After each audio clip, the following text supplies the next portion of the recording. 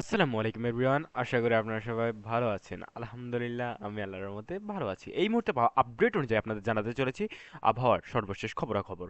বর্তমান সময়ে আপনাদের ইম্পর্টেন্টলি জানাতে চাই যে এই মুহূর্তে কিন্তু আবহাওয়ার বড় ধরনের পরিবর্তন আমরা লক্ষ্য করতে পারছি। বিশেষ করে আপনার যে বৃষ্টিপাতের অনুপাত রয়েছে সেদিকে যদি আমরা লক্ষ্য রাখি, তাহলে আমরা বাংলাদেশের একটি নির্দিষ্ট অঞ্চলে প্রচণ্ড পরিমাণ বৃষ্টিপাত লক্ষ্য করতে পারছি এবং অন্যান্য অঞ্চলে তেমন কোথাও অতটা বৃষ্টিপাত লক্ষণীয় হচ্ছে না। তো যদিও বা এই মুহূর্তে বর্ষাকাল, তাই বাংলাদেশের প্রত্যেকটা এলাকাতেই বেশ ভালো পরিমাণে বৃষ্টিপাতের সম্ভাবনা রয়েছে এবং বৃষ্টিপাত কিন্তু হয়ে আসতেছে বেশ কয়েকদিন ধরে।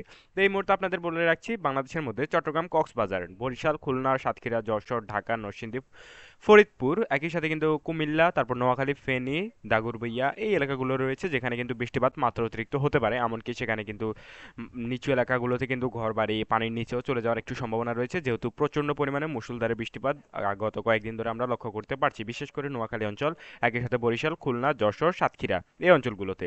যেহেতু নোয়াখালী অঞ্চল একটু নিচু দিকে, তাই সেদিকে কিন্তু পানি উঠে যাওয়ার সম্ভাবনাটা একটু বেশি। এছাড়া কিন্তু বাংলাদেশের মধ্যে রাজশাহীতে অতটা বৃষ্টিপাত না হলেও মোটামুটি ঝিরিঝিরি বৃষ্টিপাত লক্ষ্য করা যাচ্ছে, একই সাথে কিন্তু সিলেট অঞ্চলেও। এছাড়া আমরা যদি বলার চেষ্টা করি, তাহলে রংপুর, দিনাজপুর এই এলাকাগুলোতে মোটামুটি তুলনামূলকভাবে কম বৃষ্টিপাত হচ্ছে, একই সাথে নওগাঁ, বগুড়া, সিরাজগঞ্জ, ময়মনসিংহ, শেরপুর এই এলাকাগুলোতে মোটামুটি কম বৃষ্টিপাত হচ্ছে। তো এছাড়া কিন্তু ঢাকাতেও মোটামুটি থেমে থেমে বৃষ্টিপাত হওয়ার সম্ভাবনার কথা জারি করেছে আবহাওয়া অফিস। তো এই মুহূর্তে এটুকুই ছিল, এই মুহূর্তে আমাদের কাছে সর্বশেষ আপডেট। অযথা কোনো কথা না বাড়িয়ে, অযথা ভুয়া আতঙ্ক না ছড়ানোর আমাদের কাজ। সো সঠিক তথ্যটুকুই আপনাদের দেওয়াটাই হচ্ছে মেইন উদ্দেশ্য। কাজেই আবহাওয়ার সঠিক আপডেটটা জানতে হলে আমাদের চ্যানেলটা সাবস্ক্রাইব করে রাখবেন। সবাই ভালো থাকবেন। আসসালামু আলাইকুম।